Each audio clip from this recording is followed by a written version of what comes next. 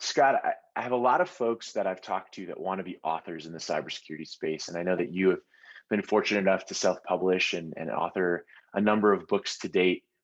What insights would you share on how to make that a reality for these folks?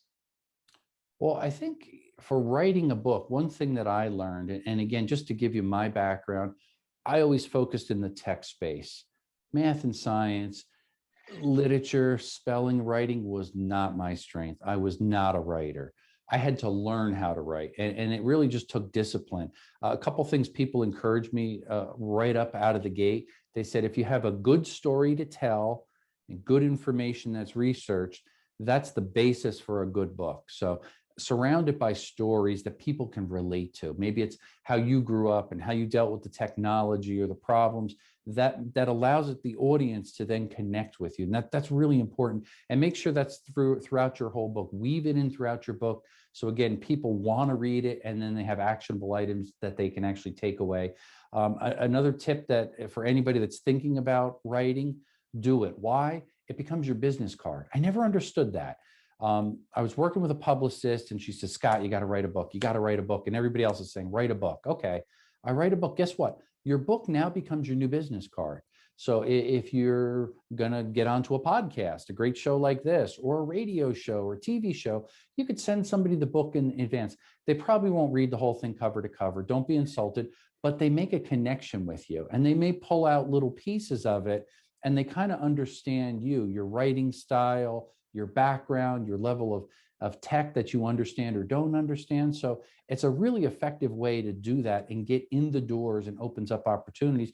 And one of the most powerful things you never want to underestimate, and I didn't know this until I wrote my first book, is people want to hear you speak then. In other words, I was hired as a public speaker, and you do get paid a good amount of money for coming in and giving a keynote, giving a lunch and learn, sitting on panel discussions. Basically, you are hired to come in as an expert. And what's your credential? It's that book. When you write a book, that helps you take it to the next level.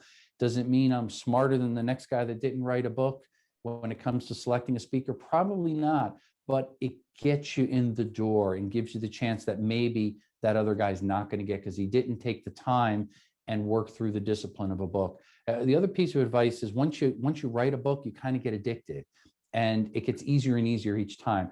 First book took me 2 years. Second book, a little under a year. Third book, under 9 months. I'm working on a fourth book, so hopefully that'll happen in 6 months. That would be great. But you learn, more importantly, what not to do than what to do, and it just comes with time. It was recommended to me. If you think your book out in your head, which I do, I daydream and think about chapters and how to write in the story and so on and so forth. What was slowing me down is when I'd start to type.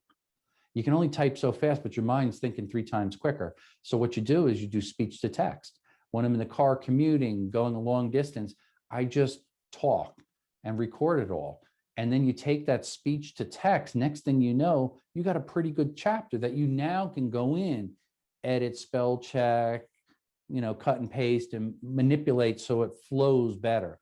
And that saved me so much time. And in the end, it allowed me to focus on telling the story as opposed to how do I spell this word, ransomware, or this or that. So little tips and tricks you'll learn along the process, and ask people. I talked to one guy and he wrote 185 books. I tell you what, he spent a couple hours on the phone just sharing little tidbits of tips that I applied, and it helped me so much to become a better author. So if you have a story to tell and a good topic, I just encourage you, go for it. Will you be rich and be a millionaire and retire?